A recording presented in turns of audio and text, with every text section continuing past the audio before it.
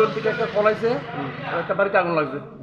আমরা সঙ্গে সঙ্গে আমরা গাড়ি গেলাম, মধ্যরাস্তা গেছি, তারা বড় আগুন, তারপর আমরা এই ছোটো গাড়িটা নেওয়াইছি।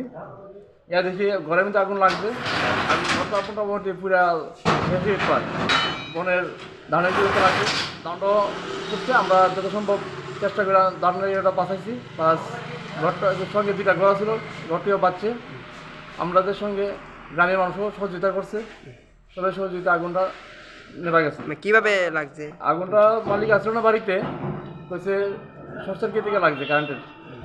মালিকের নাম অজিত শুক্লবৈদ্য, বাবার নাম অনিল শুক্লবৈদ্য।